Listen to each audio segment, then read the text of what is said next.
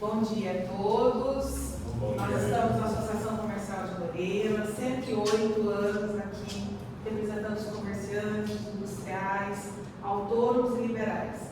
A nossa casa está sempre aberta para encontros como esse. Quando a Bárbara falou do intuito da reunião, da audiência, a gente está sempre prontamente de portas abertas. Gostaria de agradecer a presença de todos e a Rosana vai explicar um pouquinho para vocês o que vai ser falado aqui hoje. Muito obrigada, sejam bem-vindos. Bom dia a todos, né? Hoje a Joyce vai apresentar para a gente o diagnóstico, então, das outras audiências públicas que a gente teve e vamos dar continuidade no processo do solo. Dizer que nossa participação está bem pequena, né? Eu acho que a gente devia participar mais, porque depois isso é uma lei, vai se tornar futuramente o que a gente vai defender, a gente vai, enfim, a lei, eu acho que a participação da cidade está bem pouca mesmo, né? Praticamente nula, né? Mas vamos aqui, mais uma vez, colocar na mídia, dar continuidade e continuar a nossa as audiências públicas e chegarmos finalmente, se Deus quiser, até março, né? Tem um e-mail que a Bárbara nos passou, a gente vai passar para os associados também, que é falando sobre essa lei, e quem quiser dar a sua opinião, a sua ajuda pelo e-mail também pode. Depois você poderia passar para eles também, né? Que quem estiver aqui também presente pode utilizar o e-mail. Se puder, né? A gente replicar isso para a população ter acesso e dar os palpites, né? Nesse e-mail a gente agradece. Bom dia a todos. É importante lembrar que a gente tem uma página no site da Prefeitura sobre a lei de uso do solo, a revisão do perímetro urbano, né, a revisão da lei, e lá tem um e-mail que todos podem fazer as suas contribuições. Então lá tem o plano de trabalho, que é o primeiro produto, e tem a leitura técnica de diagnóstico que já foi feita com todos os mapas, com todo o material. Então todo mundo pode consultar e enviar lá as sugestões, né, as contribuições importantes para que a gente possa revisar a lei de uma forma adequada para atender as necessidades do município, as necessidades hoje, né? Porque a nossa lei de uso do solo é de 92, o perímetro urbano foi definido em 2014, então a gente tem uma oportunidade de discutir, modernizar, né, entender as necessidades hoje reais do município, né, trabalhar conjuntamente para fazer uma lei que atenda todo mundo. Muito obrigado. Bom dia a todos, agradeço a presença para mim hoje aqui debater e discutir, né, sobre essa futura lei de uso urbano do solo, né, definição de perímetro urbano. Como foi explicado, o objetivo de hoje é tratar dessa leitura técnica, então é entender se nós estamos utilizando os melhores dados, tem alguma coisa a mais que deveria ser considerado no trabalho, vocês podem pontuar para a gente. Então, a agenda de hoje, então, a gente vai ter uma abertura, né, com os informes iniciais, a gente vai fazer uma apresentação, ela vai ser um pouquinho densa, né, então quem já esteve presente na última audiência pública vai ser um conteúdo praticamente idêntico, né, mas hoje nos possibilita ter esse contato, né, setorizado com os diferentes grupos, para que a gente possa colher algumas opiniões diferentes e, enfim, agregar no trabalho. Então, é uma apresentação um pouco densa.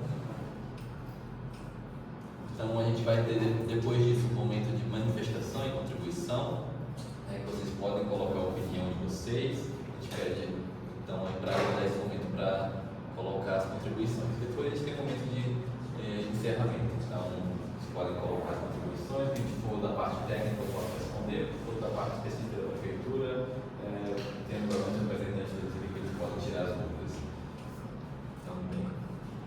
Então, a gente só pede para ouvir a apresentação, aguentar deixar o momento de fala para poder falar, respeitar o tempo dos presentes quando houver esse momento de fala. A gente pede também para não interromper a fala do outro quando houver esse momento. A gente pede a gentileza também de deixar o celular no silencioso, que pode talvez atrapalhar a dinâmica da audiência.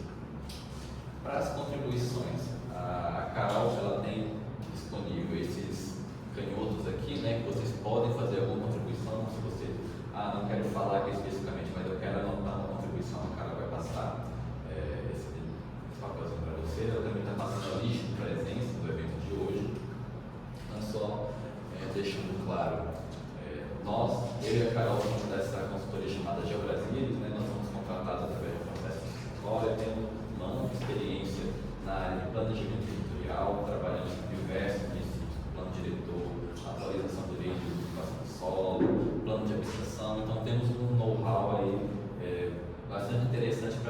parceira técnica da Prefeitura durante esse processo de revisão da Lei de Uso e Ocupação. Então, esse contrato, como eu disse, é elaborar essa lei de parcelamento, ocupação e uso do solo e revisar a lei complementar que delimita o perímetro urbano, como foi explicado. Já são leis um pouquinho mais antigas que demandam essa atualização frente às novas dinâmicas de Lorena. Então, só explicando o que é isso. Então, a lei de parcelamento, uso e ocupação do solo, ele é um instrumento que vai dar o ordenamento de como você vai ocupar, utilizar o seu lote, como você vai dividir o seu lote, a sua gleba dentro do território urbano. Então, tudo isso que a gente está colocando, que atualmente está colocado na Lei 1963 de 92, então já é uma lei bem antiga. As questões de parcelamento estão colocadas dentro do Código de Obras, que também está em revisão, mas a ideia é que a gente tire esse assunto do Código de Obras e traga para cá para discussão dentro da Lei de Uso e Parcelamento. Como eu expliquei, essa lei ela vai definir para cada porção da cidade ou para cada zona, né, o que você pode fazer dentro do seu lote, do seu uso, como você vai ocupar ele, quais são as regras que você tem que seguir na hora de construir o seu imóvel, como é que você vai dividir a sua gleba, né, o seu terreno, para parcelar. Entrando nas questões de perímetro urbano, essa lei ela visa promover essa divisão entre área urbana e área rural. Então, é uma lei aí que ela nos auxilia a estabelecer quais são as áreas aptas para o parcelamento do solo para fins urbanos, ou seja, não posso fazer um loteamento, condomínio na área rural. Então, se ele é para fim urbano, ele tem que estar dentro do perímetro urbano, por isso a definição disso. Essa definição também nos auxilia nessa orientação de onde o investimento público tem que ser alocado, nas áreas de maior necessidade, dentro do perímetro urbano, onde é que incide o IPTU, também onde é que podem ser aplicados os instrumentos da política urbana previsto pelo Estatuto da Cidade para cumprir a função social da propriedade. Então, existem diversos instrumentos colocados por essa lei federal do Estatuto da Cidade que o município pode utilizar para fazer valer a função social da cidade, da propriedade e ter uma cidade mais coesa, mais justa e melhor de se viver. Então, como eu disse, está colocado na lei de 2014, conforme veio o plano diretor, ele coloca a responsabilidade depois dessa revisão para essa lei. Então, estou explicando quais são as equipes envolvidas. Então, temos uma equipe técnica da Prefeitura, exclusivamente da Prefeitura, temos a equipe técnica da consultoria, que eu e a Carol fazemos parte, e também temos o acompanhamento da Comissão Multidisciplinar de Uso e Ocupação do Solo, que aí é representada por sociedade civil também, ok? Então, esse trabalho é composto por 4 etapas. Na primeira etapa, que é planejamento básico, abertura oficial, nós entregamos um relatório sobre a metodologia que seria empregada durante esse processo de revisão, quais seriam os eventos, tudo que poderia ser planejado naquela época para o decorrer desses trabalhos. A segunda etapa é a etapa de leitura técnica e comunitária, onde elabora um diagnóstico técnico e depois colhe a opinião da população através dessa leitura comunitária, que é a etapa que nós estamos agora. Futuramente nós vamos ter a etapa terceira, que é a idealização das propostas, diretrizes estratégicas, onde a gente vai de fato ver quais que seriam os novos conceitos, as novas propostas a serem adotadas, e a última etapa é a elaboração do anteprojeto de lei para a apresentação na Câmara Municipal. Então, é pegar as propostas que foram debatidas na etapa 3 e transformar elas em mínimo de lei. Então, entrando nessa leitura técnica comunitária que a gente está fazendo, que faz parte desse evento de hoje, então a gente vai apresentar para vocês a estrutura desse diagnóstico técnico que foi realizado.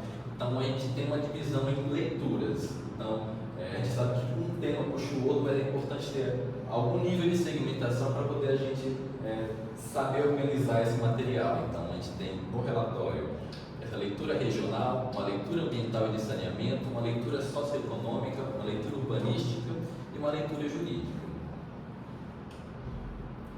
Então, todos esses dados foram obtidos através de fontes de dados secundárias, dados primários escolhidos com a Prefeitura, também entrevistas e conversas nós tivemos com os técnicos municipais. E aqui algumas das bases que a gente utiliza, então sempre utilizamos as melhores bases, mais consolidadas, para que o projeto corresponda da melhor maneira possível à realidade e ao que a gente tem de conhecimento consolidado no município. Entrando na leitura regional, ela visa analisar os aspectos relacionados à inserção de Lorena dentro da região metropolitana do Vale do Paraíba e Litoral Norte, entendendo quais são as suas conexões, qual que é a sua dinâmica na sua região. Então, a gente percebe que a localização de Lorena aqui dentro da região metropolitana, ela está a 180 km de São Paulo e 220 do Rio de Janeiro. Ela integra essa região metropolitana desde 2012, com outros 39 municípios. Seu acesso principal é feito pela rodovia Presidente Dutra, que hoje estava no caos, nós tivemos muitos acidentes.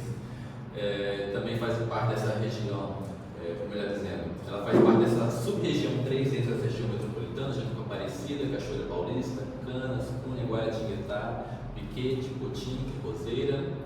E também ela faz outras conexões importantes dentro dessa região metropolitana, que é a SP-062 e a BR-459. Então, são essas as principais vias que conectam Lorena aos demais municípios da região. Além disso, a gente também tem a malha viária da RMS, que corta o município, que é outro ponto de atenção quando tange essa conexão regional. Aqui a gente percebe também, a gente fala também sobre essa conexão regional, como essa transformação do que era a malha viária que chegava até Piquete, e que já há um projeto de que essa malha ferroviária se transforme em uma via que sairia da USP até a Vibrado. Então a gente percebe que é um município muito conectado, à sua região, os municípios portanto rodovias, ferrovias, mas a gente percebe que essa porção norte, esse ramal norte já perdeu aí o sentido de utilização e tem essa possibilidade de ser utilizado como via para automóvel. A gente destaca também a questão da conurbação de Lorena com os municípios vizinhos. Então, aqui em branco, não sei se dá para enxergar muito bem, é o perímetro do limite do município, em que aqui está Lorena, aqui está Guaratinguetá. Então percebam aí que há um movimento em que essas duas ocupações aqui um dia podem chegar a se conectar de fato. Então havendo essa conurbação, ou seja, quando a ocupação do município fica tão próxima de outro, você não percebe quando você sai de um, quando você entra no outro. Algo que também pode ocorrer, mas em menor intensidade também, junto à divisa com Canas, então essa linha branca aqui, o limite municipal, que está Lorena, aqui está Canas, é algo que pode ocorrer também. Então são pontos de destaque da rodovia Dutra atuando como indutor dessa conurbação entre os municípios. Então a gente entra, continuando nesse fator sobre deslocamento. A gente destaca também dados recentes do IBGE, que eles trouxeram sobre quando você tem que sair do município qual, por diversos motivos. Quantos por cento desse deslocamento é para fora do município comparado com os outros municípios da região? Então, o deslocamento da população para estudo em outro município. A gente percebe que Canas tem deslocamento de 18%, Lorena tem 7% e Guaratinguetá tem 10%. Então, a gente nota aí que em Lorena há um menor deslocamento para sair do município, para acessar estudo em outro, porque Lorena se consolida como um polo também educacional, tem muitas universidades aqui.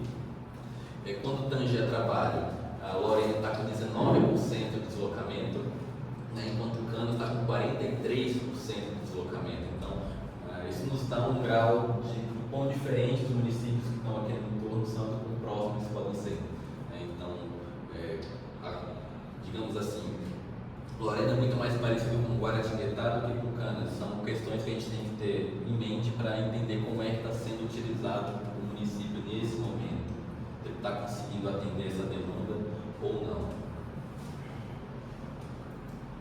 Então, no que tange a esse tempo de deslocamento, então a gente percebe que a maioria dos deslocamentos são feitos de 16 a 30 minutos, mas o tipo de deslocamento mostra uma prevalência do uso do automóvel, do táxi, da caminhonete frente ao uso do ônibus, que pode indicar, nesse sentido, alguma defasagem na prestação desse serviço no que tange ao transporte intermunicipal, que poderia ser melhorado para que mais gente pudesse utilizar para o ônibus não depender exclusivamente do automóvel.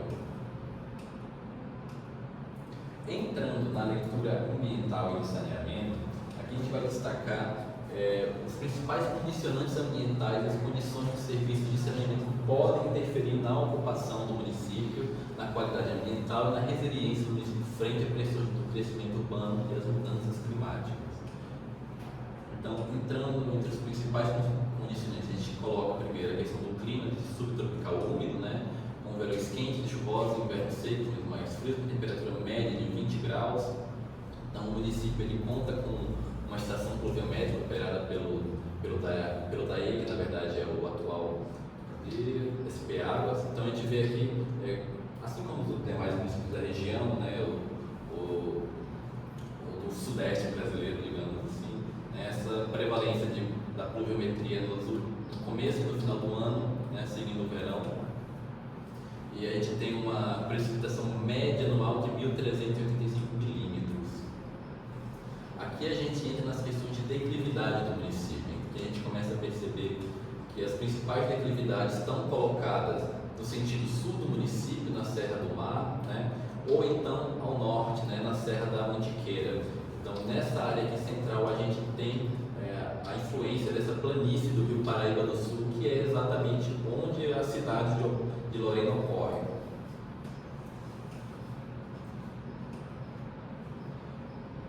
Então, a gente percebe que, embora haja essa incidência de declividades acentuadas no município, né, não há necessariamente uma APP de inclinação, porque não há inclinações superiores a 45 graus. No que tange as bacias hidrográficas que estão presentes no município, né, como é que isso fica organizado dentro das unidades de gerenciamento de recursos hídricos, a gente destaca que Lorena, que está bem aqui, ela percebe a UGRE do Paraíba do Sul, né? Então o principal primeiro, gente, é de fato o Paraíba do Sul, mas ele tem vários influências importantes, como São João, o Córrego Farroupilha, o Córrego Tabuão, o Ribeirão da Caatinga, o Ribeirão dos Macacos, o Córrego Mondesi, o Córrego dos Passos, o Córrego da Fazenda do Porto do Meira, o Córrego das Posses, Ribeirão da Limeira, o Córrego do Campinho, Chico Preto, o Córrego da Fazenda Vista Alegre e Ribeirão Mandi. A gente faz destaque para os córregos das Posses e Ribeirão da Fortaleza, porque são corpos hídricos utilizados também para abastecimento de água do município. Entrando agora na questão de recursos hídricos, a gente tem aqui um mapa, né? Vocês vão acabar vendo muitos mapas durante a apresentação, então no relatório foram feitas muitas cartografias, então é interessante ver não só em texto, mas como é que isso está dentro, espacializado no município. Então a gente faz esse destaque aqui para os recursos hídricos como os principais corpos hídricos que adentram a área urbana: o Ribeirão Tabuão, o Ribeirão Mandi e o Ribeirão Caatinga, né? A gente faz um destaque que a ocupação já está muito próxima desses corpos hídricos, né? Adentrando até mesmo as faixas de APP, né? Então a gente vai ter um exemplo aqui agora, né, de como a ocupação ela já está dentro dessa faixa aqui de APP, que não deveria ser ocupada, né?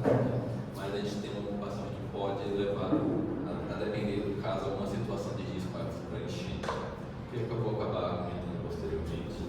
Mas aqui nada do que seja muito diferente do diversos municípios de São Paulo, até mesmo do Brasil, né? Essa ocupação próxima dos corpos hídricos. No que tange a cobertura florestal, a gente percebe que 3,4% dos municípios são utilizados para silvicultura, né? Que são esse verde mais escuro que a gente vê em algumas porções aqui do sul, né? Mas apesar disso, as principais áreas de formações florestais também estão no sul, né? São poucas áreas mais próximas aqui da planície central de Lorena que tem essa área florestada. Então, o destaque que a gente vai fazer nesse sentido é para a Flona, a Floresta Nacional de Lorena, que ela está bem aqui nessa porção nordeste do município, ou por algumas áreas vegetadas ao longo do Rio Paraíba. Então, a gente vê na margem direita do Rio Paraíba, próximo aos bairros São Roque, Centro e Cabelinha, essa questão da cobertura vegetal, que é muito importante, né? Mas infelizmente ela fica ou consolidada nesse eixo aqui do Paraíba ou aqui na Flona.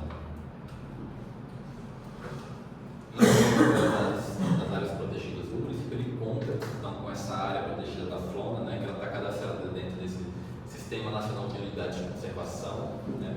Então, é uma área importantíssima de se ter em mente sobre o que deve ser considerado para uso e ocupação do território, porque essa área aqui, ela é regida, já tem um plano de manejo, né, feito em 2016, que fala que ele pode, que ele tem que pedir autorização para licenciar quando seu empreendimento até 2.000 ou até 3.000 metros de floresta, visando que não haja interferência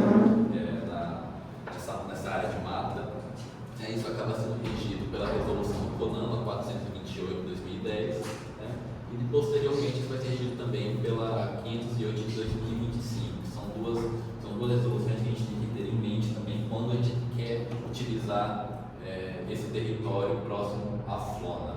Então, a gente tem um destaque também que muita coisa não se aplica quando já está dentro de uma área urbana consolidada, mas ainda assim é importante saber que existe essa floresta que está colada no perímetro urbano e que isso impõe algumas restrições à utilização. No que tange a suscetibilidade de movimento de massa, a gente percebe aí mais uma vez como as áreas ao sul têm maior suscetibilidade a movimento de massa, né? E ao norte também, são, como eu disse, estão próximos da Serra da Mantiqueira e Serra do Mar. E, em compensação, a área central, e a gente nota esse exemplo aqui, ela está mais suscetível a inundações, né? Então, a gente nota como aqui é pouquíssima área que pode ter alguma influência no movimento de massa. Então, pensando aqui na área urbanizada do município, é uma área que as classes de alta e média suscetibilidade são apenas 0,1 km², 0,8 km². Então, é muito pouco, porque o município ele é majoritariamente plano, pouco ondulado nessa região central, que impede que haja esse movimento de massa. Aí, no que tange a suscetibilidade de inundação, né? No que tange no município inteiro, a gente tem área de 3,86 quilômetros de alta, né, possibilidade de inundação, e 33,62 km², né, de média suscetibilidade à inundação. Dentro da área urbanizada, a gente vai ver que 0,25 km², ou seja, 250 metros quadrados da área urbanizada tem alta suscetibilidade e 4,87 km² possuem uma média suscetibilidade em inundação.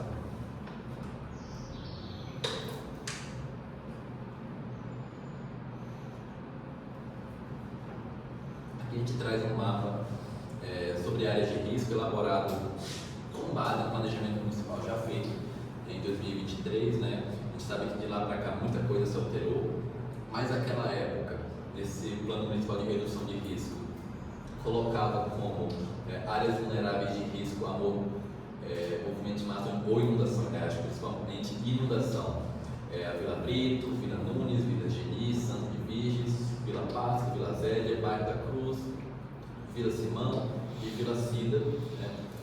Mas a gente faz um destaque que muitas dessas áreas sujeitas à inundação já não são mais tão suscetíveis à inundação depois de obras, melhorias que o município realizou nos últimos anos que impediram que muitas dessas alagamentos ocorressem ou voltassem a ocorrer. Aqui a gente traz um mapa de áreas de restrição à ocupação. Então, o que a gente tem aqui desenhado? A gente tem as áreas com declividades aqui que estão colocadas principalmente ao sul e ao norte aqui do município, e dentro do perímetro urbano que a gente vai ter a incidência de áreas de APP de corpos hídricos, né? Então, o principal corpo hídrico que vai ter a maior APP é o Rio Paraíba do Sul. A gente tem demarcado aqui também áreas colocadas pelo plano diretor como macro área de preservação ambiental, que são áreas que tem que ter um cuidado especial, né? Esse amarelinho aqui, próximo que são áreas de várzea do Rio Paraíba do Sul. Então, a gente denota aí, principalmente, que a principal influência são de corpos hídricos dentro do perímetro urbano, né? São as principais áreas colocadas aí como restrição à ocupação. Então, como eu disse, a presença de terrenos com inclinação natural superior a 30% é pouquíssimo significativa aqui na área urbana, não impondo limitações à ocupação dentro do perímetro urbano do município. Agora entrando na seara do saneamento, a gente entra nas questões de saneamento de água e esgoto, em todo o território de Lorena. Isso está sendo delegado à Sabesp, com um contrato que tem validade até 2037, e o município possui 4 sistemas de abastecimento operados pela Sabesp. Aqui a gente tem uma série histórica do atendimento da população urbana pela rede de abastecimento de água. A gente tem aqui, só um destaque que 2021 tinha 100% de atendimento, 2023 a gente tem 99% de atendimento. Significa apenas um pequeno ajuste na prestação de dados, um pequeno erro na prestação de dados, né? Isso não significa que a infraestrutura existente mudou.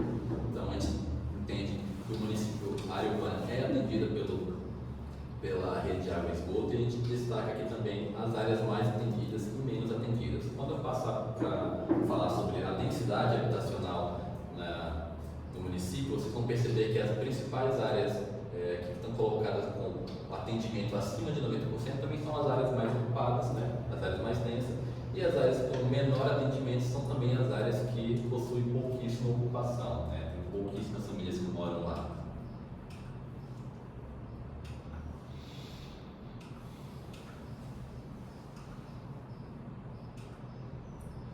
Então a gente vê a questão da evolução das perdas por distribuição. Então quando a Sabesp bombeia a água para chegar na nossa casa, uma parte dela não chega, porque ela se perde o vazamento da população.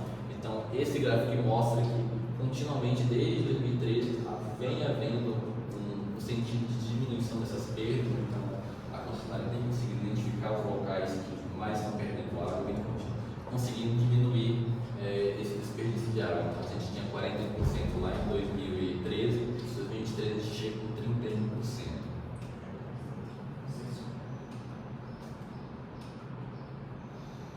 Aqui a gente traz agora a cobertura de esgotamentos sanitários, que é um local atendido por rede geral de esgoto. A gente nota mais uma vez que majoritariamente a área mais ocupada é bem mais atendida aqui no município do que as áreas menos ocupadas, né? Afinal, pouquíssimas famílias moram aqui para que se haja necessidade de criação de uma rede de esgoto. Então, mais uma vez, o município entende-se que o município consegue atender a sua população. Então, aqui a gente mostra que o atendimento da população urbana, mais uma vez, a gente tem um gráfico que está em 100% e vem para 99%, então apenas uma variação na prestação desse dado. Então, o prestador de serviço desse serviço ele informa anualmente ao sistema da Sinisa, que é federal, como é que está essa cobertura. Então a gente entende que o serviço de esgotamento contempla a população urbana do município. Aqui a gente traz as questões de resíduos sólidos, né? Os locais que são atendidos com coleta de lixo a domicílio, serviço de limpeza. Então, atualmente, a prefeitura é responsável por esse serviço, mas ela delega, ela terceiriza esse serviço à Epocar. Então, mais uma vez, a gente vê essa cobertura espacializada de maneira a englobar praticamente todas as áreas, até áreas pouco menos adensadas também já tem esse serviço.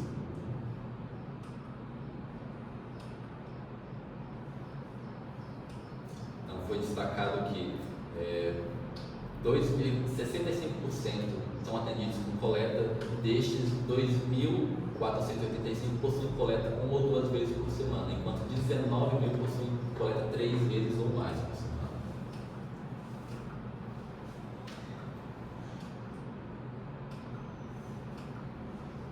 Aqui a gente tem mais uma vez, uma evolução da taxa de cobertura de coleta de resíduos sólidos.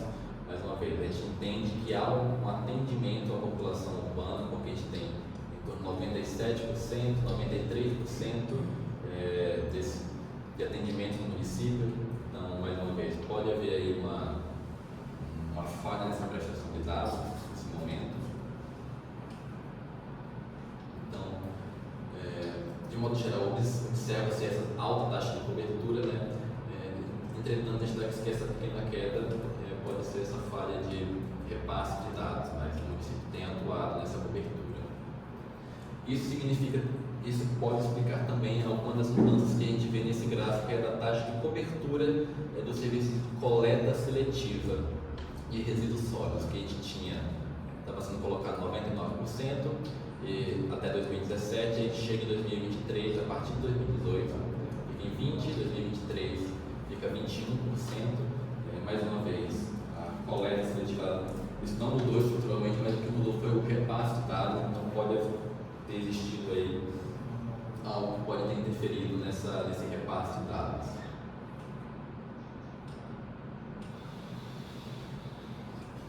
No que tange a macrodrenagem, a gente destaca que o município, como eu falei, passou por obras de melhoria na sua drenagem, né, que resultaram no fim de alagamento em vários pontos da cidade. Então, por exemplo, houve a barragem de regularização do córrego Santa Lucrécia, a barragem de regularização do córrego Tabuão, o dique de contenção, o dique de proteção, diversas canalizações que auxiliaram o município a diminuir, né, a sua incidência de enchentes em períodos chuvosos.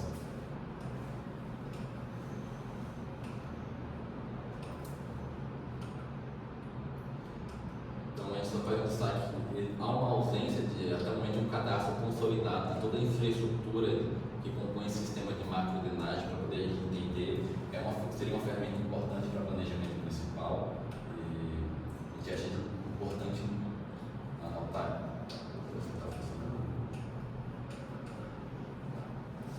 Então, seria algo importante para o município ter. Então, de acordo com os dados do censo, 98% dos municípios particulares que estão ocupados estão em via pavimentada, enquanto 96,64% estão em via com calçado ou passeio. Entretanto, 65% deles estão em via que possui bueiro ou boca de lobo no entorno. Isso significa que a infraestrutura de drenagem ela vai ser majoritariamente superficial.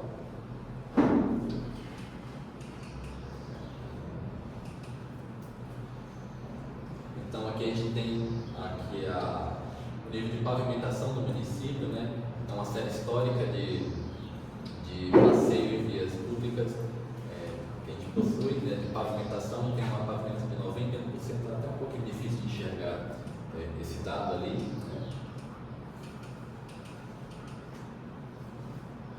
Entretanto, a gente tem no que tange as galerias fluviais, né? Isso dá para a gente 33% das vias. Então, como eu disse, há um descompasso aí entre o que é feito nessa temática, né? Enquanto você faz mais vias, a maioria delas foi feita sem essa infraestrutura, que acaba resultando numa drenagem superficial.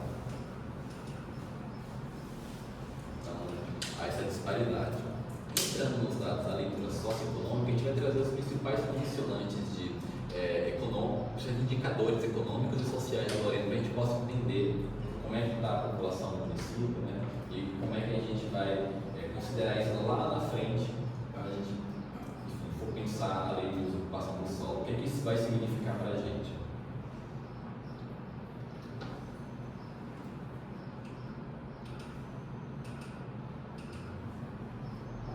Então, no que tange ao perfil da população, a gente está percebendo que Lorena possui 87 mil habitantes e é o nono município mais oposto da região metropolitana do Vale do Paraíba.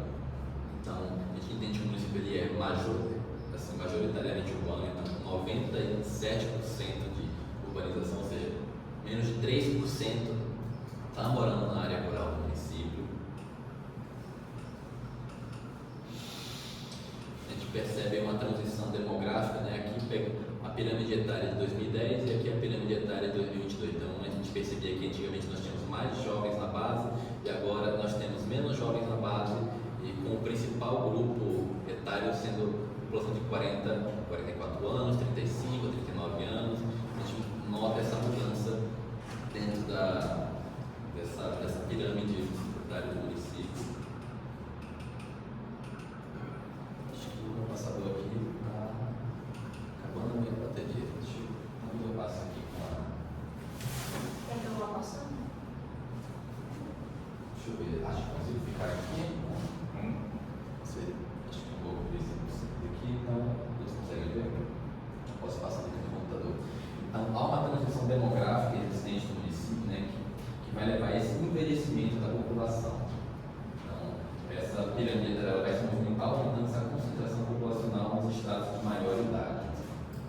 aqui a gente mostra esse mapa de densidade demográfica, né? A gente nota aí que Lorena possui uma densidade de 204 habitantes por quilômetro quadrado, que é superior à média da região metropolitana, que é de 159, e que as maiores densidades da população são encontradas em áreas periféricas da cidade, que áreas as quais se concentra uma população de menor renda. Então, a gente percebe que as maiores densidades acabam sendo em locais periféricos, né, como Parque Secap, né, e que existe um extrato aqui no meio do município que ele é menos habitado do que em algumas periferias.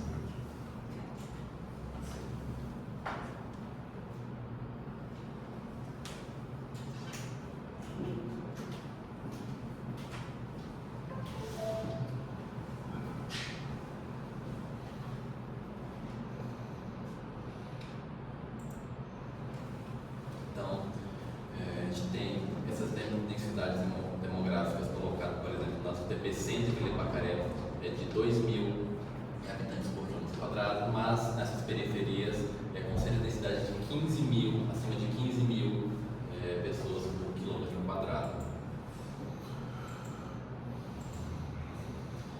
Então, Lorena possui essa maior densidade populacional e maior taxa de urbanização, que denota esse estágio mais maduro do processo de urbanização.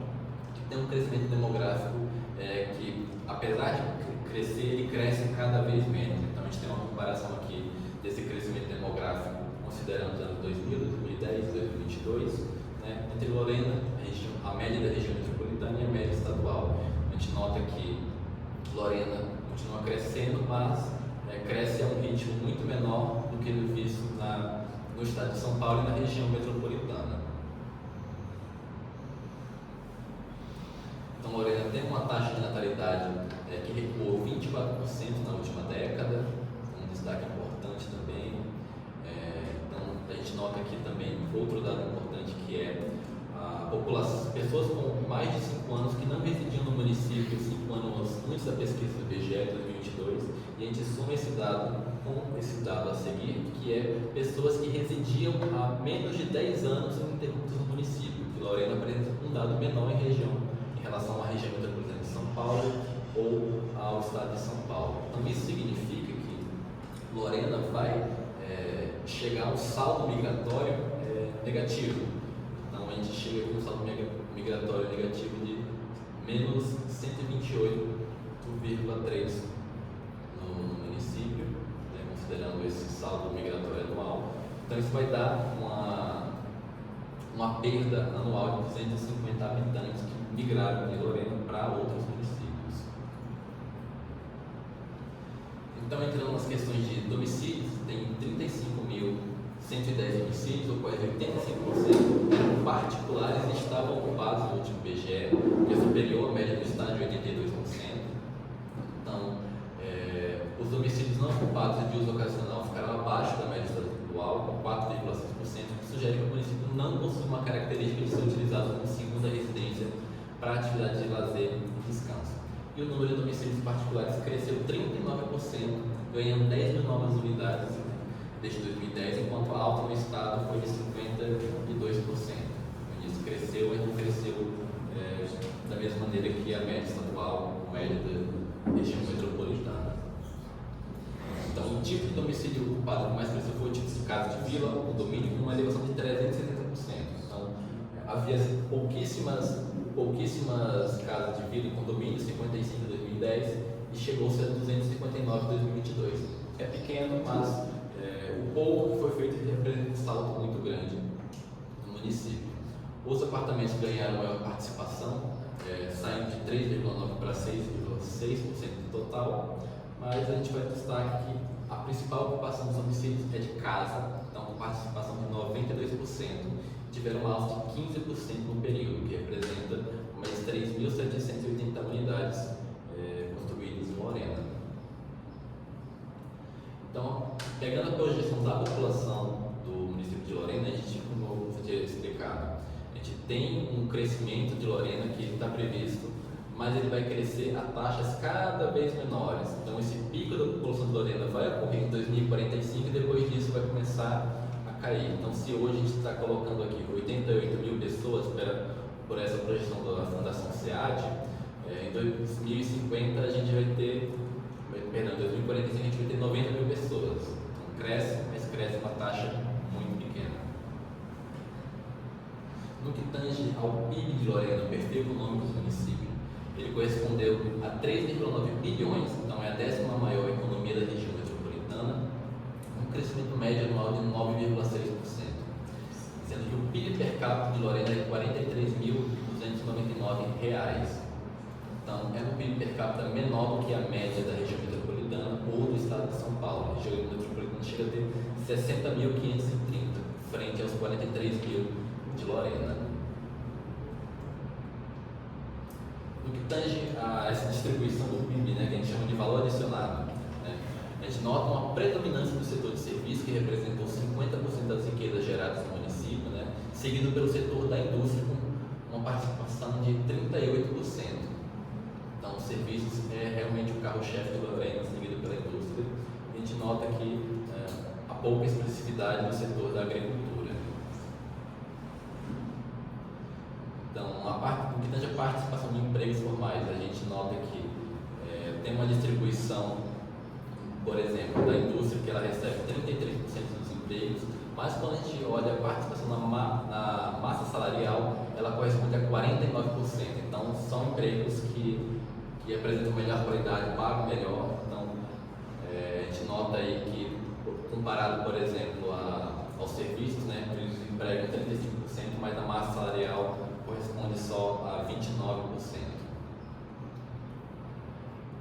Aqui a gente mostra uma distribuição, pegando dados do IBGE também, de onde se concentram as atividades agrícolas próximas do perímetro urbano. Então a gente percebe que existem algumas dentro do perímetro urbano, mas realmente o grosso dessa atividade já está fora do perímetro urbano. Em comparação, a gente traz as atividades não agrícolas, que obviamente elas vão se localizar dentro dessa cidade consolidada, né? Isso eu vou explicando um pouquinho melhor a seguir. Então, nessa leitura urbanística, vai apresentar as principais considerações quanto à condição urbanística de Lorena, abordando os aspectos de maior relevância para compreender essa configuração urbana que resultou das ações de uso, ocupação e parcelamento do solo. Então, a gente já começa com esse mapa de evolução urbana, que a gente vai trazer onde o município cresceu ao longo dos anos. Então, a gente nota que dentro dessa área central, a gente possui uma ocupação que está muito ligada aos antigos caminhos bandeirantes que existiam, né? Essas rotas que existiam, que saíam de São Paulo para acessar Rio de Janeiro, Minas Gerais. Isso muito a partir de 1601. Né? E há um crescimento gradativo a partir desse período, né? E até o ano de 1927, esse crescimento urbano de Lorena é lento e gradual, em contraste com o final do século passado, que a gente vai observar esse grande crescimento urbano representado principalmente por esse laranja. Então percebei que o grosso da cidade ele da metade do século passado para cá. A partir de 81, a gente tem o primeiro programa habitacional já implantado no município, que é o SECAP, com 295 unidades implantadas. E a partir dos anos 2004, né, o que a gente enxerga hoje, a gente vê esse espraiamento e essa desconexão de vários tecidinhos urbanos desconectos da mancha urbana principal. Então, se antes o crescimento era gradual, muito centrado aqui no centro, hoje a gente nota que ele é desconexo, né, criando manchas urbanas próprias. Aqui a gente tem um gráfico de como é que foi esse crescimento de Lorena, essa mancha urbana, então mais uma vez destacando esse grande crescimento que ocorreu no final do século passado, que trouxe as feições do que a gente enxerga de Lorena hoje. No que tange ao padrão habitacional que a gente identifica aqui em Lorena, a gente traz esse mapa sobre a verticalização na região metropolitana do Vale do Paraíba e Litoral Norte, em que a gente nota como Lorena, que está bem aqui, né, como Lorena ela possui uma baixíssima verticalização em comparação com Taubaté, São João dos São José dos Campos, perdão. Que esses municípios realmente possuem mais verticalização, são municípios até mesmo conhecidos dentro da região metropolitana por abrigar essa verticalização maior, enquanto Lorena não tem esse padrão ainda identificável, tem uma menor densidade de verticalização. Então, se a gente pegar aqui a densidade construtiva por quadra, né, a gente vai notar que é um padrão construtivo, que ele é marcado pela horizontalidade, em que existem poucos empreendimentos localizados no município que tem essa verticalização. Então, a gente vai falar daqui a pouquinho, quando a gente chegar na leitura jurídica, mas o município possui um coeficiente de aproveitamento de 4,5. O que é o coeficiente de aproveitamento? Digamos assim, quantas vezes a área do meu lote eu posso construir, ou seja, se eu tenho um lote de 1.000 metros quadrados e o coeficiente é 1, eu posso construir uma edificação de 1.000 metros quadrados. Se eu tenho um lote de 1.000 metros quadrados, porém eu tenho um coeficiente de 4,5, significa que eu posso construir 4.500 metros quadrados na minha edificação dentro desse lote. Então significa que lotes pequenos podem sim resultar nessas grandes torres que a gente começa a ver no Lorena. Aqui a gente traz onde é que estão colocados, né, as mais recentes diretrizes do parcelamento do solo, onde é que se quer fazer loteamento no município. Então, são majoritariamente áreas em bordas do perímetro urbano, né, são poucas áreas que estão colocadas realmente já dentro, onde está a ocupação consolidada. Então, o principal, porque, enfim, não tem mais muito espaço dentro da cidade para se fazer parcelamento do solo, loteamento, condomínio. Então, evidentemente que isso vai acabar caminhando para as bordas da cidade. Então, conforme dados do GRAPLAB, os loteamentos aprovados nos últimos anos se afastam desses padrões mais populares, porque eles acabam tendo um tamanho médio de lotes de 380 metros quadrados.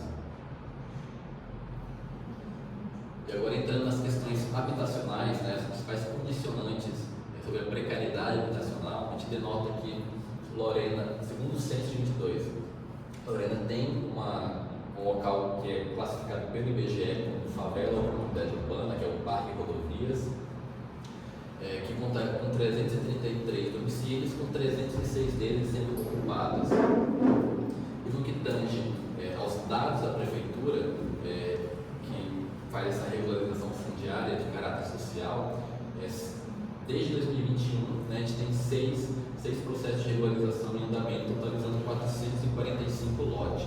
Né? Então, a gente faz um zoom aqui na área do Parque das Rodovias, em que esse amarelo aqui seria o considerado pelo IBGE como favela, e aqui é a área laranja, que é a área pertencente a essa regularização. No que tange as EIs, que são os locais que devem ter maior atenção da Prefeitura na hora de pensar a regularização ou pensar a provisão habitacional de novas moradias, a gente tem essa divisão, né? A gente tem aqui, nessas zonas, elas estão isoladas em relação à mancha urbana principal consolidada de maneira geral. Então, há essa área aqui classificada como vocês no Parque das Rodovias, e há essa área aqui no Parque Secar, comerciais também, e nas áreas classificadas como vocês. No que tange às leis de regularização fundiária, principalmente essa área aqui do Parque das Rodovias, essas restantes em laranja são áreas que foram destinadas à implantação de novas unidades habitacionais. Então, desde 81 foram feitos 11 empreendimentos sociais do município, totalizaram 2.047 unidades habitacionais implantadas.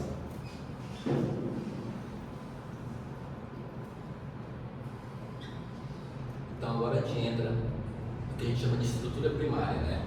Que é essa consolidação de onde é que estão concentrados os principais equipamentos do município, na escola, creche, posto de saúde, né? Junto com a hierarquia viária do município que está colocada pelo plano diretor. Então a gente nota que há de fato essa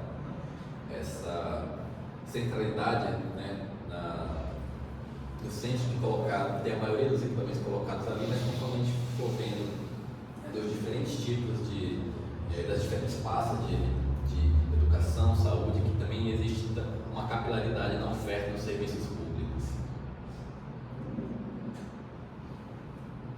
Então, no que tange aos equipamentos de educação pública, a gente nota aí tange ao ensino infantil, 12 unidades municipais, dando capilaridade em bairros periféricos que mais demandam esse tipo de equipamento.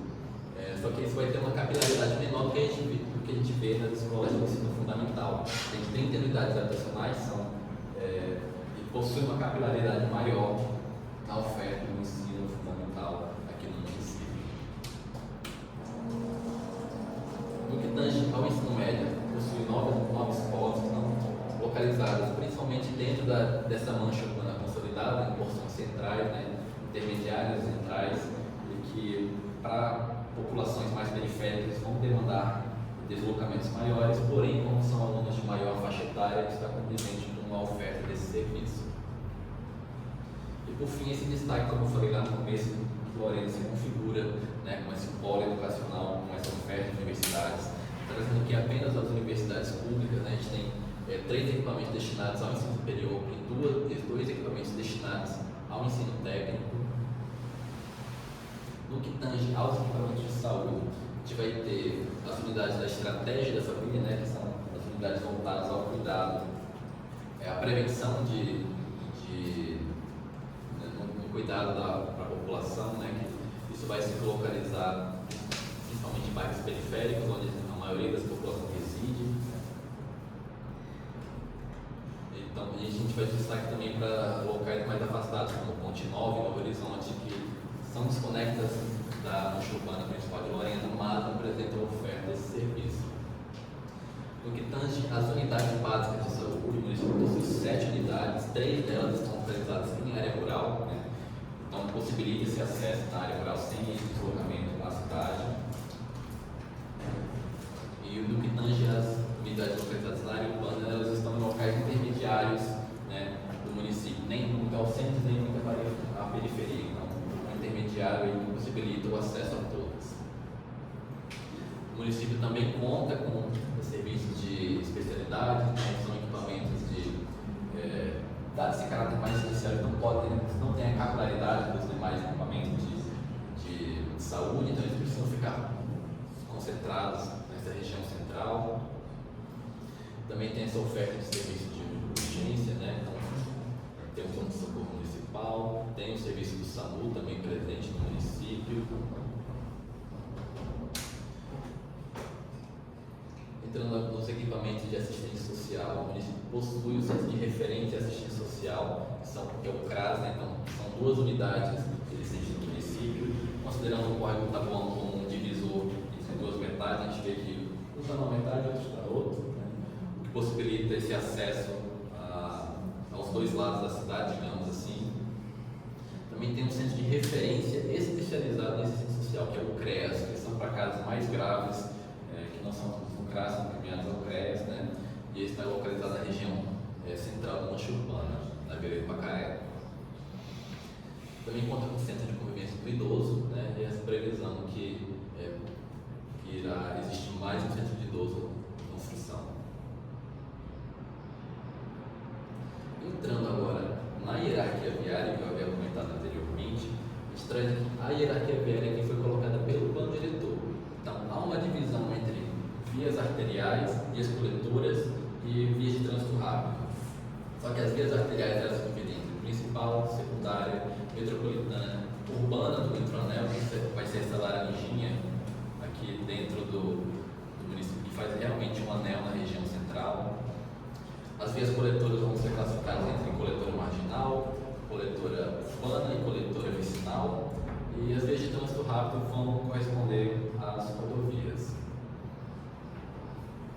Então, o plano diretor ele já traz a política de mobilidade inserida dentro da sua lei, né, e coloca que, quando da revisão da lei de uso e ocupação, tem que se considerar essa nova hierarquia viária.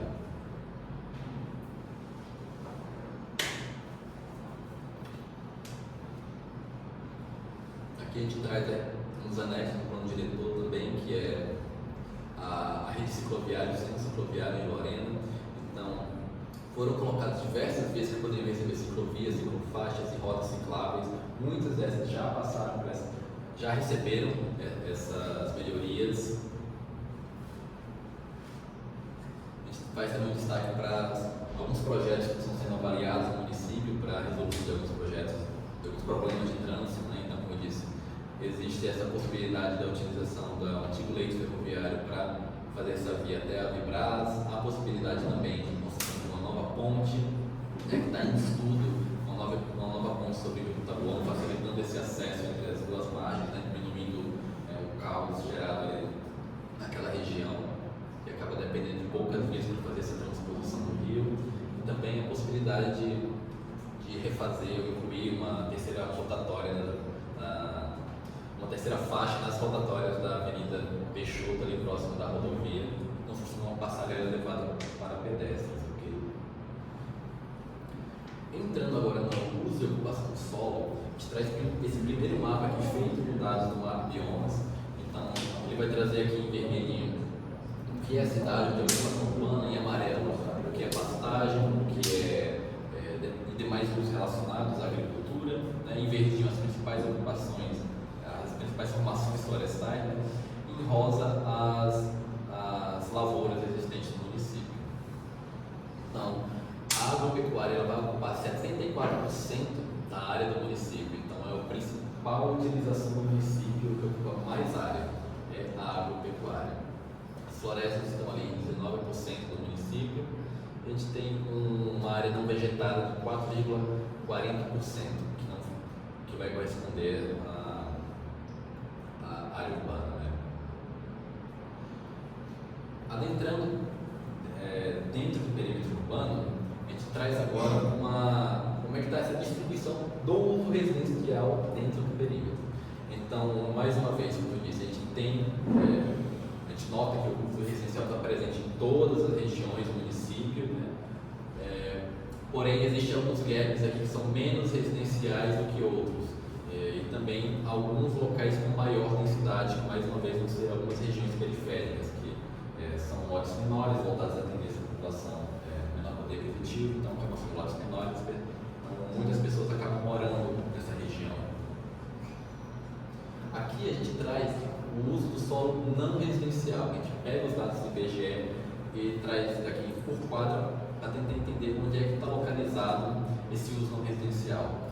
Então, a gente percebeu que ele se localiza principalmente no centro, né, e em vias importantes do município. Então, em torno de eixos importantes de deslocamento, estão aí concentrados comércio, serviços, demais, grandes empresas aqui no município. Só que a gente queria saber onde é que existe uso misto, ou seja, no mesmo lote eu tenho uma habitação e onde eu tenho um comércio, um serviço a ser prestado. A gente percebeu que no centro, isso é muito comum, da mesma maneira que existe habitação no centro, existe o uso misto também. Então, esse uso misto, quando ele está dentro do centro, ele acaba, o uso não residencial, quando ele está no centro, muitas vezes ele acaba sendo de uso misto, na sua maioria das vezes. E a gente também notou alguns diferentes tipos de uso misto existentes. Então, enquanto o uso misto em vias principais ele acaba sendo voltado para recepcionar comércio e serviços de maior porte, podem atender uma demanda até municipal, em comparação, quando ele está em vias de menor porte, como vias locais e bairros afastados, né, que são mais periféricos, esse uso misto basicamente é a única possibilidade de ter um uso comercial do bairro. Então, a gente pega o exemplo aqui do Parque Secap, que eu venho citando, né, que quando a gente olha para cá os dados de uso misto, apesar de ele ter poucos comércios ali, quando tem, ele é realmente só de uso misto, não existe um imóvel dedicado só para comércio.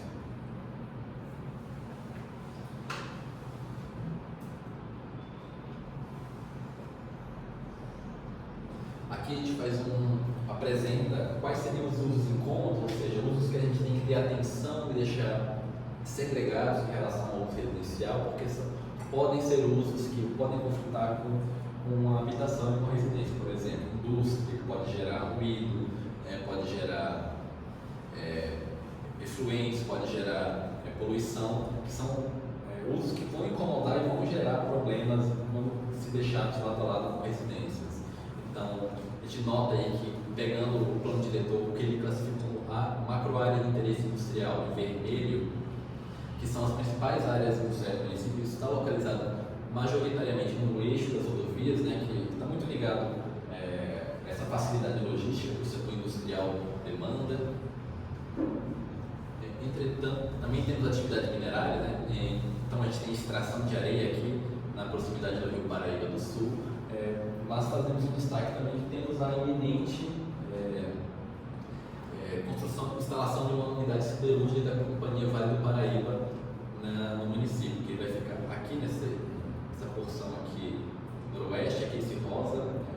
Então são coisas que a gente tem que ter em mente para o município. Então essa siderúrgica, ela, dada o seu alto impacto para o uso residencial, ela tem que ficar fora do perímetro urbano, não pode ficar dentro. Então por isso que foi instalada ali naquela porção do município.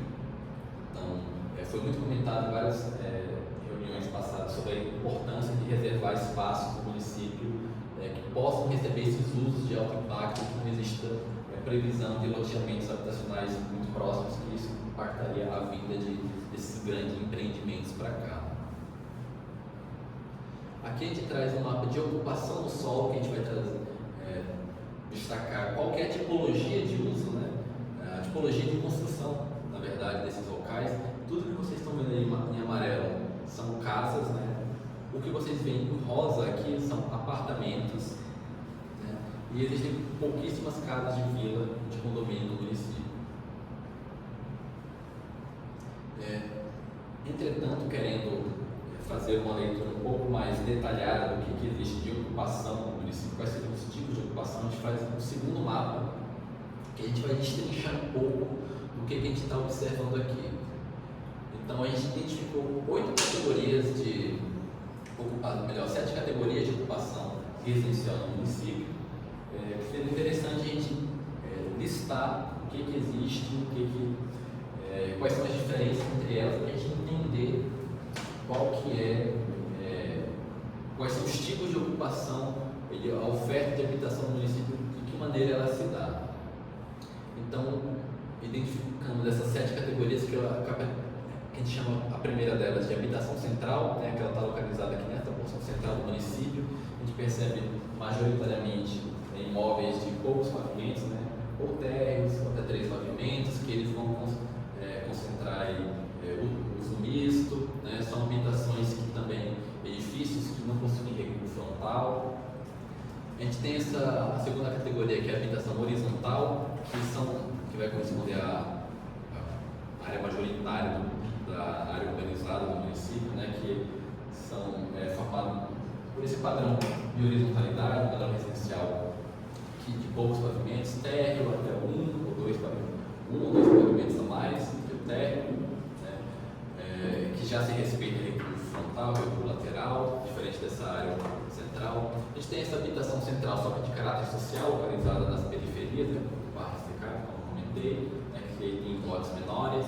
A gente vai pontuar também em vermelho, habitação vertical. Talvez não dê para enxergar aqui, mas existem pequenos pontinhos vermelhos aqui, né, nesse eixo aqui da Avenida Peixoto, onde se localizam esses empreendimentos verticais pontuais, que estão muito ligados a essa facilidade de deslocamento que a Avenida Peixoto e a rodovia proporcionam. Então, são imóveis também para um público com poder aquisitivo um pouco maior, que ele se instala ali e já está localizado em uma via de fácil saída, caso ele precise sair do município. A gente também tem a habitação vertical social, assim como a horizontal social está localizada na periferia do Parque Secado. A habitação de favela, né, que acaba sendo essa área do Parque das Rodovias, onde a gente percebe que são habitações que não obedecem muito bem esse limite de lote, são habitações que têm uma fragilidade maior, então por isso que foi criada essa categoria especificamente para ela. E a gente tem a habitação em chácaras, que é esse verde, que é essa oferta habitacional em locais mais afastados do centro, consolidado, né, que a gente percebe lotes maiores, né, e essa junção de moradia com alguma atividade mais rural. Mas também é um ponto de atenção, porque os parcelamentos, desmelhoramentos sucessivos podem gerar altas densidades também dessas habitações de chácaras. No fim, a gente só conclui em roxinho outras áreas ocupadas, urbanizadas, mas que não são habitacionais. A gente faz uma apresentação também dos vazios urbanos, né? Então a gente traz esse mapa de partição fundiária de áreas que ainda não foram ocupadas dentro do perímetro urbano, então a maioria são de grandes propriedades. A gente traz também as considerações quanto ao patrimônio histórico do município, então eles são listados diversos imóveis que possuem tem importância cultural e histórica do município. Então tem 2 sítios arqueológicos tombados pelo IFAM, na área rural, né? E 3 meios arquitetônicos tombados pelo CONDEFAT.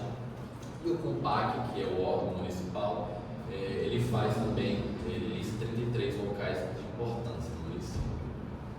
Que deveriam ser respeitados, né, e que deveriam ter parâmetros de utilização condizente com essa preservação. Agora a gente entra na leitura jurídica, que é a última leitura que a gente vai fazer hoje, que a gente vai, de fato, apresentar os principais aspectos legais do regulamento do ordenamento territorial de Lorena.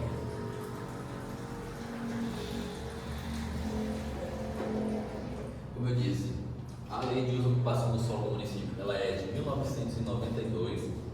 Ela passou por 21 alterações ao longo desses 33 anos, mas não passou por uma revisão extensa, uma atualização mais profunda. Então, digamos assim, como se fossem vários remendos colocados ali na mesma estrutura de lei. Então, a gente tem uma divisão territorial em zonas, né, que ele vai trazer zona urbana, zona industrial, zona rural, zona de interesse ambiental, zona de proteção ambiental, né? Só que este aqui acaba não sendo um mapa assim, que vai ditar o que vai ser o uso e ocupação do solo para cada porção. Isso aqui funciona mais como um macrozoneamento, para a gente entender de modo geral como é que está organizada a área urbana do município. A gente também tem uma cartografia lá da primeira versão da Lei de Uso e Ocupação que mostrava, né, que existia esse distrito. O mundo do distrito de Canas ainda era representado na cartografia municipal, tinha essa distribuição em setores e unidades de vizinhança do município. Então, a gente denota um pouquinho dessa idade da legislação quando a gente vê que a estrutura dela remonta a essa época que Canas ainda era parte de Lorena.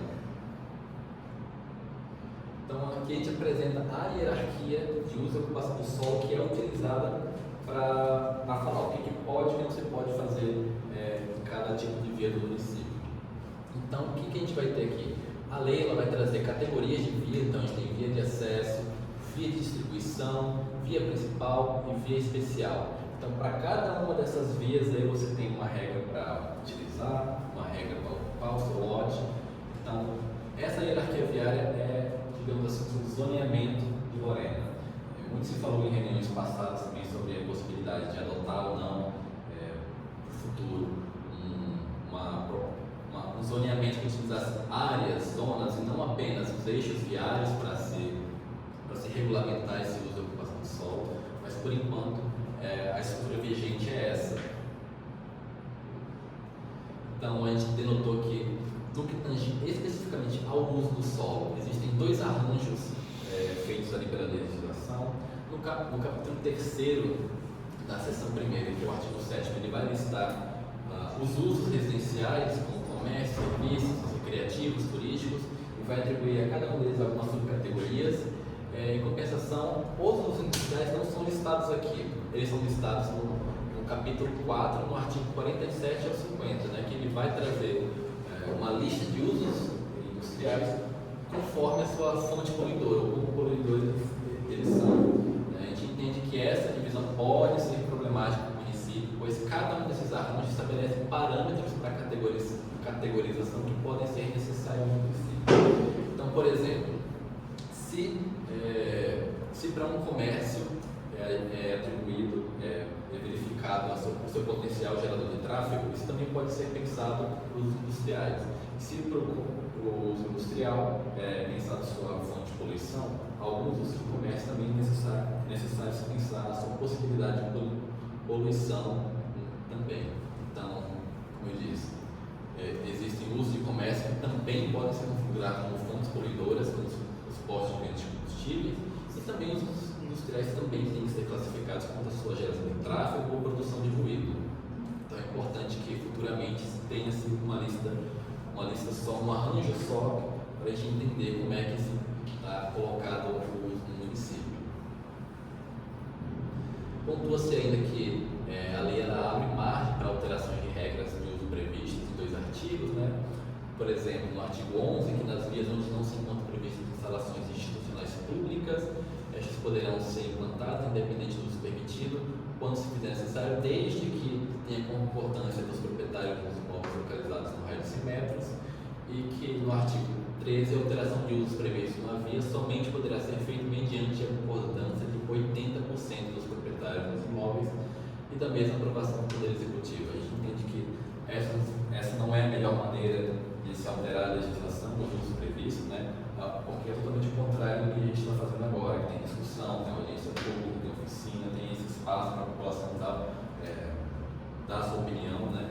E que apenas a consultar os proprietários não é o suficiente, porque, por exemplo, se 80% dos proprietários de um local falar que aqui pode se implantar uma indústria, então isso significa que a cidade inteira pode sofrer reflexo disso para quando há essa implantação, né? Por exemplo.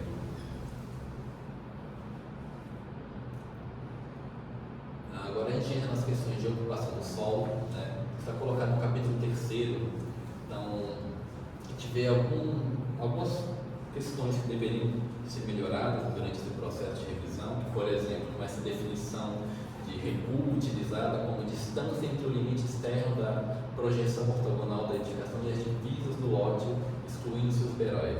Então isso é problemático, pois ele vai impor a todas as divisas do lote o respeito da mesma distância, do mesmo afastamento, e que poderiam existir casos que você fica com uma ocupação muito complicada no lote, você praticamente não consegue utilizar esse lote. Ele vai colocar o mesmo recuo para todos os lados, você não vai conseguir construir. Além disso, os parâmetros estabelecidos são por vezes omисsos e incompletos, não informando todas as aplicações possíveis. Por exemplo, não são determinados os lotes mínimos para os usos não residenciais, recuos para usos não residenciais e recuos para usos na via de acesso. Né? Mas a principal problemática que a gente identificou é que as regras de ocupação do lote elas são feitas de acordo com os diferentes tipos de uso. Então, por exemplo, se eu licencio, se eu quero fazer no meu lote uma farmácia, eu tenho uma regra do que eu posso ocupar no lote.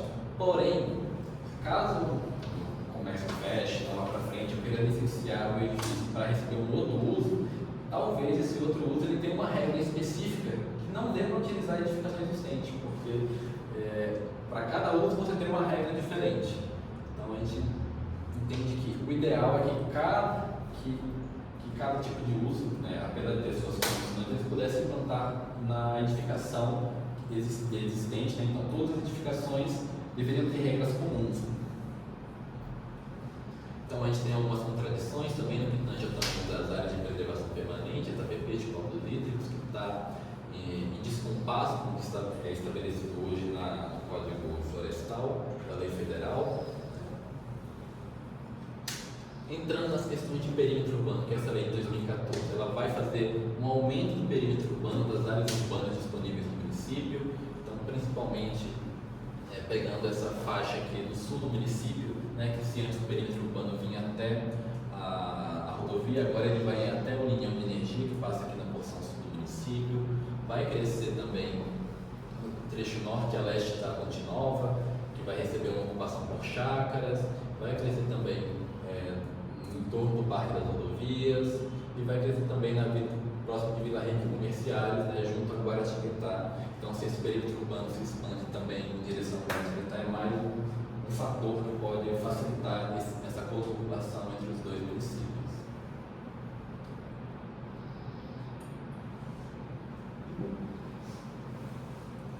A gente entra no Código de Obras, que está em revisão atualmente, apenas para falar sobre o parcelamento do solo, porque, como eu disse, as regras de parcelamento estão colocadas lá. Então, alguns dos destaques que a gente colocou no relatório são que a legislação municipal abre a possibilidade que existam desdobramentos que não doem área pública, né, o que impacta nessas áreas disponíveis para a implantação de serviços públicos comunitários e demais áreas livres. Né. E essa doação de área pública tem que ser de 35% da gleba, dividida igualmente entre sistemas de circulação, equipamentos comunitários, área de equipamentos urbanos e espaços livres de uso público. Entretanto, né, essa divisão igual para cada um deles fica 8,55% para cada um dos itens, o que é um percentual que pode resultar em áreas mal dimensionadas frente às reais necessidades do próprio loteamento. Por exemplo, se eu já tenho uma hierarquia viária que me diz o tamanho de via, qual é a largura mínima da via, eu não preciso colocar dentro da regra de parcelamento do solo, que essa regra que já está definida tem que representar 8,75% da área a ser doada. A gente entra agora no plano diretor, né, que ele é de 2016, ele vai ser o principal instrumento de ordenamento territorial do município, ele vai trazer questões novos conceitos, e são coisas para ser considerado também durante esse processo de revisão e para a nova lei de uso e ocupação do solo. Então ele vai fazer essa divisão entre macrozona urbana e macrozona rural, então a gente tem no rosinha ali o perímetro urbano, né, mas ele coloca para a lei de perímetro urbano o desenho, né, verificar qual que é o desenho que vai ser considerado para fazer essa divisão. Então, por isso é importante de revisar. Ele traz também algumas macroáreas e áreas especiais que têm que ser consideradas durante a lei de uso e ocupação do solo. Então, são áreas que são destinadas para interesses específicos, como o interesse industrial, que é essa em vermelho, a macroárea de preservação ambiental, que é essa área em verde, próximo da várzea do Rio Paraíba, a macroárea de redução de vulnerabilidade socioterritorial, a área de especial interesse histórico do núcleo originário da cidade, do centro, né? Essa área prioritária para a urbanização e a zona especial de interesse social, que fica nas periferias também. O plano diretor também traz eixos indutores de desenvolvimento urbano, ou seja, quais seriam os principais eixos, as principais quadras que você tem que se atentar para promover um maior estímulo para a produção de edifícios de uso misto, quais são os locais que poderiam receber equipamentos comunitários de áreas públicas ou imóveis não utilizados, né? São os locais prioritários para receber implantação de projetos urbanísticos nas vias, regulamentação da utilização dos espaços públicos pelo comércio ambulante e promoção de programas habitacionais e imóveis ociosos. E aí o plano diretor também faz alguns avanços na temática do parcelamento do solo que tem que ser colocados agora nessa futura lei de parcelamento do uso e ocupação do solo. Então, o desmembramento passa a exigir uma infraestrutura básica já instalada, como permitido. O fracionamento, que é a divisão do seu lote já parcelado, ele passa a ser intitulado desdobro, informando que ele é exclusivo para lote já constituído e ele tem que atender os índices urbanísticos para a zona que ele se situa. Então, poderá ser exigida a doação de lotes destinados à construção de equipamentos urbanos e comunitários sempre que o desmembramento resultar em pelo menos 4 lotes, e que os projetos de loteamento deverão prever obrigatoriamente vias marginais contíguas às faixas de domínio de rodovias, ferrovias, linhas de transmissão de energia e APPs de curso d'água. Porque no caso das APPs é muito importante, porque evita que elas fiquem enclausuradas em fundos de lote. Então, enfim, o que tange a aplicação técnica é isso. Então a gente passa aqui rapidamente pelo cronograma que a gente destaca quais são os eventos de participação social que vocês podem acompanhar. Então, na primeira etapa tivemos a audiência pública, reuniões técnicas com a prefeitura. Estamos agora na segunda etapa, que é a leitura técnica comunitária, que temos a maioria dos eventos públicos, que é a segunda e a terceira audiência pública, as audiências públicas setorizadas, da qual esse evento de hoje faz parte. Tivemos as oficinas públicas temáticas, tivemos mais reuniões de capacitação e posteriormente, quando chegar na fase de propostas, na fase de transformação dessas propostas em minutos, teremos mais audiências públicas e demais reuniões com a população.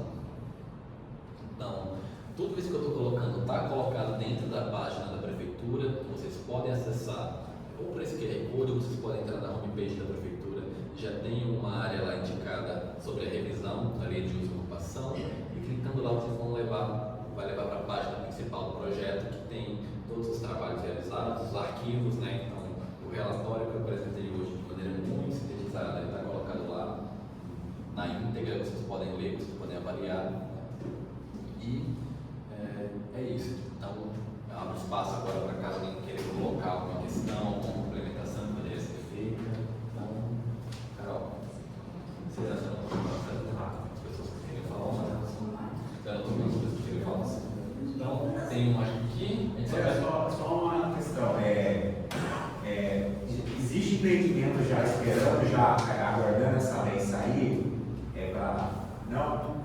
Eu falo isso porque você citou a companhia siderúrgica do Vale do Paraíba, né? Ela já consta que ela está registrada no município há 6 meses, né?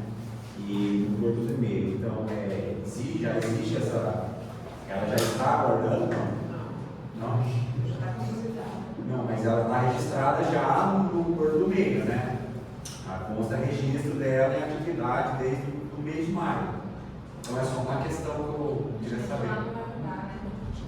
Não.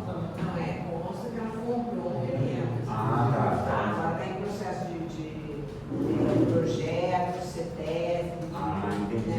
Tudo isso aí, não tem nada. Tem que essa empresa para Não, tá, tranquilo. Aí, quando está na área urbana também, não vai ter ocupação residencial em todo o ambiente, né? Vai ter rural.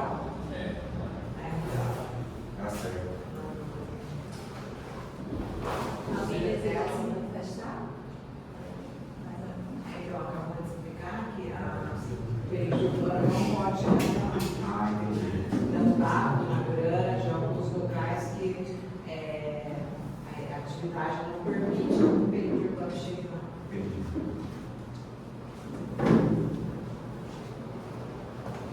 Mas essa é uma pergunta. Vai ser feita a expansão do período urbano? Não? Vai. Nesse processo, A gente está estudando. Não, sim. vai fazer o desenho de fato. Mas vocês vão ter o desenho ainda. Não. Nenhuma projeção, nada. Nós estamos pegando as opiniões para a gente poder fazer isso. Nós estamos nessa fase de Tá. consulta. É essa fase que a população teria que participar para poder a gente montar um mapeamento novo da. Então, mas é interessante vocês apresentarem para a gente já alguma coisa, porque vai ficar dependendo só da opinião, já mostrar alguma coisa, qual o interesse da prefeitura, o que a prefeitura Na outra eu enxerga. apresentei Essa alguma coisa. apresentou, né? Na outra foi apresentado, sabe? Porque é interessante isso aí. Sim. Porque ficar dependendo só das pessoas não vão participar, já sabe disso. Isso não vai acontecer. Na verdade, são as etapas que a gente precisa seguir. Primeiro a gente ouve, coleta todas as Tudo certo. informações, né? Mas quando a gente fez a discussão aqui, tem gente para participar, eu acho que seria produtivo já Então, começar a pensar nisso. a próxima etapa é a apresentação de uma proposta técnica. Aí vai se apresentar de novo, as pessoas vão poder opinar. Já teve uma, Celso, que já foi, Essa algumas pessoas já. Mais ou menos, né? A proposta já foi teve aumentar uma proposta, para o norte de aumentar os Lorena. dados, entendeu? Teve os grupos, não sei se Esse eu participei, eu acho que não foi foi, isso mesmo. não. Aí a gente já montou, agora falta acabar de montar para poder apresentar. Porque tem essa estrada que está fazendo, que você citou aí, que é onde a antiga linha ferroviária, se não tiver expansão para aquele lado lá, a estrada vai ficar somente uma passagem. Não vai poder ter nada lá. Então, por isso que eu estou perguntando isso. Porque você até mostrou lá a estrada lá, até citou aqui a estrada. Algumas atividades podem ser em zona urbana, outras não podem, como por exemplo, siderúrgica grande, como o Rosana comentou. Então, às vezes o caminho pode levar a uma empresa, uma indústria que não necessariamente precisa estar dentro do perímetro urbano. Entende? Você vai botar indústria sem ser do perímetro urbano, perímetro rural? Pode, algumas precisam até ser, como uma parte que mexe no siderúrgico. Então, mas daí depois aquele local vai ficar restrito àquilo, né? Então, por isso que a cidade tem que decidir o que ela quer fazer. Porque a princípio agora pode ser interessante, mas no futuro pode não ser. Então, por isso que eu estou falando isso. Se você tem uma situação hoje que temporariamente é interessante colocar, você não pode mais expandir naquela região, por causa de uma indústria. Tipo dessa, que essa aí é grande e vai movimentar a cidade. Mas coisas menores. Por exemplo, nessa estrada que abriu aí, tá? Se você colocar lá uma indústria lá, depois você pode botar uma residência muito bom, tá? Então, por isso que eu acho que a prefeitura tem que propor isso mesmo. Para ele dizer, se não propor, ótimo, a gente na Tipo, nossa tornar lá um polo industrial, tipo É, tipo fazer. Dependendo do que você colocar, você não pode mais depois fazer área urbana na cidade. Ah, com Não. certeza. É, porque a gente só tem um polo hoje, né? Lá poderia ser um Exatamente. polo. Uma rua projetada. É importante a gente entender que a prefeitura ela vai propor com base no que a sociedade quer, né? Não é a proposta, não é que a prefeitura vai impor ou a prefeitura vai determinar. Para isso a gente tem todo um processo participativo, né? Para a gente conseguir entender as demandas da sociedade e propor de acordo com as necessidades. Não? É isso mesmo, tá certo. Dentro também assim dessa não participação muito da população, mas já vem há tempos que a gente aqui do centro comercial, a gente pensa que a gente quer tornar um centro mais urbanizado, tanto durante o dia quanto durante a noite, e dentro do que tem sobre vias de acesso, vias de distribuição, um dos nossos pedidos era com relação ao recuo frontal e com a permissão. Sim, mas eu só estou colocando por conta da falta da participação. Se vocês estão olhando para isso também, né? Porque dentro do uso da ocupação do solo, para você construir um prédio novo, você vai precisar ter um respeito com relação a isso. Né? Eu queria ver com vocês, né? Se vocês podem analisar essas partes dessa Na verdade, o comércio em via de acesso, ele não precisa deixar recuo. Isso é uma regra, já, né? Só que o que é previsto são as vagas de estacionamento. Obviamente, as vagas de estacionamento elas precisam estar dentro do lote e não fora. Então, por isso que às vezes as pessoas optam pelo recurso, né? Para colocar as vagas ali. Agora, vocês podem e devem, por favor, escrever para nós em um e-mail, né? Mandem em nome da associação, em nome dos comerciantes, né? Façam as propostas, porque vai tudo para essa leitura técnica. Eu tenho uma dúvida também, que é o seguinte, a gente está falando aí do uso vias rural, urbano, uma série de coisas. Olha, a experiência que já tem aqui em Lorena, acho que isso aí funciona com as outras cidades todas, meu ponto de vista.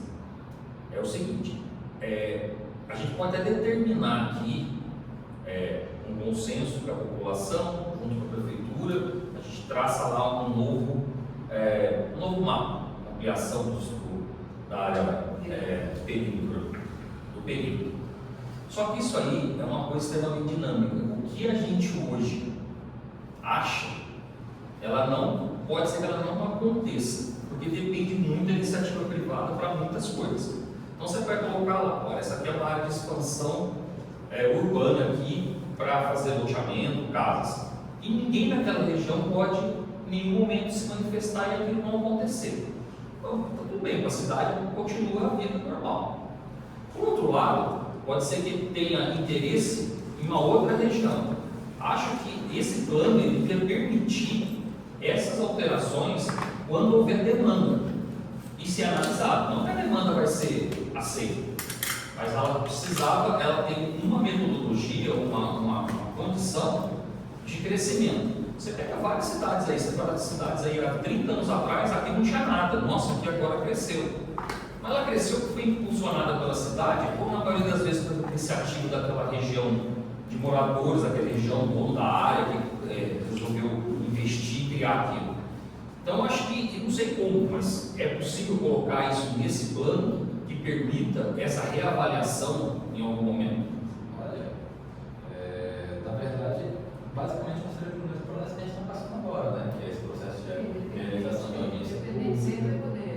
Não, sim, mas aí você vai fazer um processo muito mais complicado. Ele citou ali um exemplo ali. O processo demanda esse tipo de coisa. Eu sei que ele é moroso, ele demanda esse tempo, mas ele não é tão dinâmico quanto a gente gostaria, mas ele demanda esse tempo. Mas você colocou lá que naquele projeto estava lá, 80% das pessoas podem concordar com alguma coisa, você está dizendo que isso não é bom, que isso não é bom.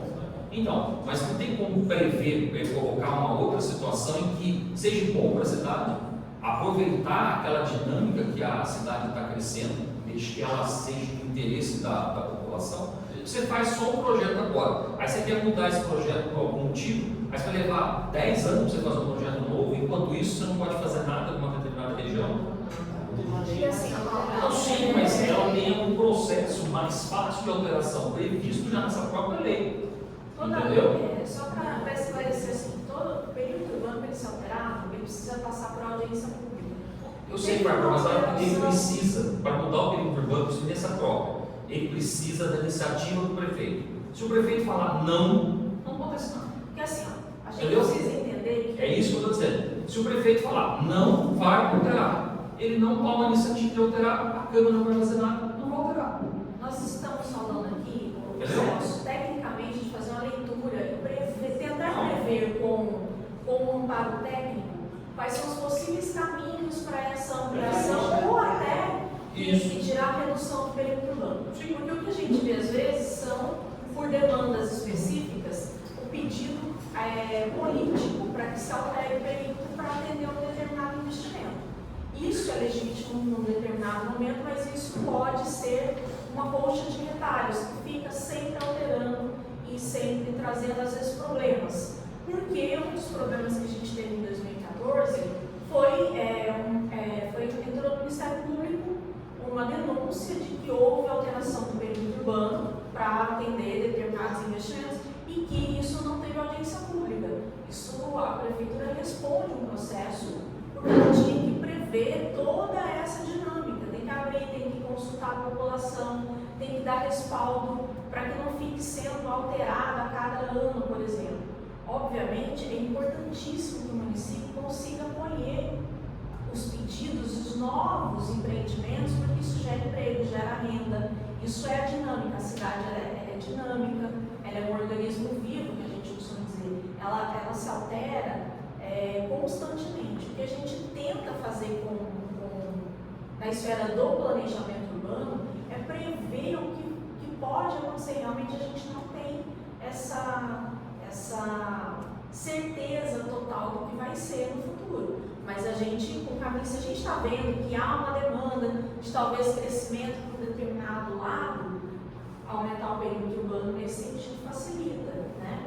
Então a gente vai tentando identificar essas leituras justamente para Isso mesmo, para não ocorrer esse processo que a prefeitura tomou, colocar nessa lei uma possibilidade de alteração. E aí você não vai, aí você vai alterar baseado numa lei que permita uma alteração. Mas aí você não vai tomar um processo. essa lei que permite a alteração, ela precisa estar dentro de um escopo de uma legislação federal. A gente não consegue, alguns mecanismos, passar pelo regramento da legislação federal, que é a Lei 6766 e outros instrumentos jurídicos que não permitem, às vezes, que a gente consiga fazer isso em tempo rápido. Não, mas aí esse é o problema, porque a gente não consegue, por exemplo, a fábrica que veio agora, conseguiu em tempo rápido aprovar tudo. Mas Ótimo. mas a fábrica que veio agora, É rápido. ela está... 6 meses conseguiram fazer tudo, transformaram de zona urbana Não, lá já era rural. Não, então. Já era rural. Lá já era rural, lá não teve transformação. Ela veio, Não tem nem ela escolheu a área. A aprovada. empresa escolheu a área propícia para ela. A área rural. Mas agora vocês vão ter que fazer alteração disso. Para essa empresa não. Não precisa? Não, é que a atividade dessa empresa só pode ser em zona rural. Ela só pode ser em zona Antes rural. dela comprar, fez todo o estudo. As empresas, geralmente quando elas vêm, elas estudam onde elas podem se instalar. Isso é importante, porque isso é realmente... Não, eu entendo isso, estou falando da questão de expansão. Porque como ele mesmo está relatando aqui, que o interessante numa área dessa é não ter mais residência em volta dela. Então, isso a prefeitura tem que aproveitar essa oportunidade agora. Eu não estou falando que esse não vai alterar ou vai alterar, mas eu acho que a prefeitura devia alterar. Alterar para não permitir que faça uma casa do lado da indústria. Não pode. Tá, mas aí é o momento Só de que, utilizar isso. mas Celso, vamos lembrar o seguinte, todas as atividades, por mais que elas estejam ou em zona rural ou em zona urbana, elas não podem trazer incômodo. Todo incômodo que ela criar, ela precisa ter um alto incômodo. Isso não é uma licença para ela fazer o que ela quiser. Não. Só a localização. Então, aí mas isso aí cria desordenamento depois se não tiver uma regra. Porque as pessoas vão lá, como ele comentou aqui, na beira do rio pode construir. Está cheio de construção na beira do rio. Então, são momentos que a gente tem para organizar essa situação. Não, aí entra fiscalização, É entram lógico. outras. E a gente está fazendo essa lei de uso do solo aí, você pode colocar todos esses parâmetros nessa lei. Entendeu? Exatamente, essa é a minha ideia. Acho que essa alteração, ela fica, como a gente está falando aqui, que é dinâmico mesmo, e é mesmo, porque se você for numa região de São José dos Campos, por exemplo, o Paraíba delimitava a cidade. Do lado de lá do Paraíba não existia nada, nada. Hoje, todo o outro lado do Paraíba, São José dos Campos, é tudo condomínio. Lá o PIB daquela região é o PIB do Vale do Paraíba inteiro, está concentrado lá. Isso estou falando de 30 anos atrás. Quem imaginava que ia ter aquilo lá? E aquilo foi aprovado e a prefeitura não se atentou, só existe uma ponte de acesso lá. Hoje eles estão lá brigando para fazer outro acesso. Porque quando deixou fazer o condomínio do outro lado, não pensaram nisso. Como é que vai ter o acesso lá? E aí foi. Hoje é totalmente desordenado, é caótico lá, porque precisa de ter outro acesso para o outro lado da cidade. A gente tem que pensar isso também aqui no momento. Estou dando uma opinião assim geral, entendeu? E esse eu acho que é o momento de pensar nessas coisas ali.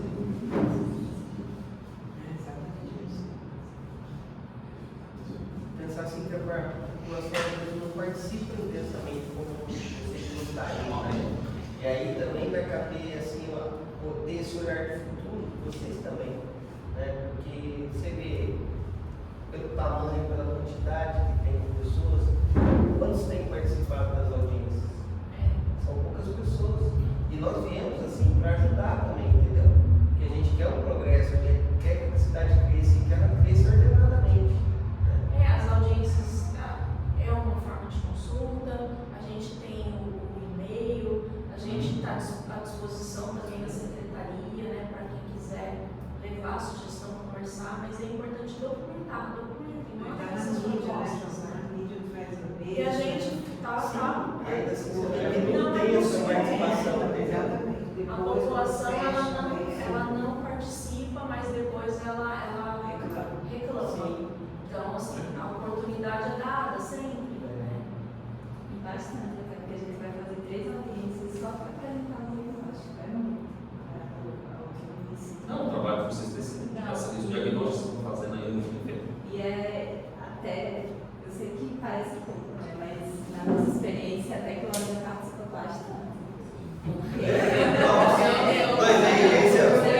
É bom a gente ouvir isso, né? Considera que é uma audiência que acontece no período da manhã, que normalmente as pessoas trabalham. A gente teve audiência com quase 50 pessoas. Isso é bastante, né? Então, por mais que é uma amostragem pequena, Glória participa bem. Então, isso a gente até Agora, comenta lá. tem uma outra dúvida, questão mais jurídica, não sei se você consegue responder. A prefeitura vai apresentar o projeto através das audiências, vamos chegar a um ponto comum, vai ser apresentado. Isso vai ser votado na Câmara. A Câmara ela pode alterar esse projeto? Pode. Mas ela pode alterar profundamente o projeto? Pode, o prefeito pode vetar depois. Mas é também lembrar que a Câmara vai submeter isso lá em audiência e que a população pode ir lá também cobrar. Tem que Tem que ir lá e cobrar que, olha, quer alterar por quê? Vamos falar, quer alterar por quê?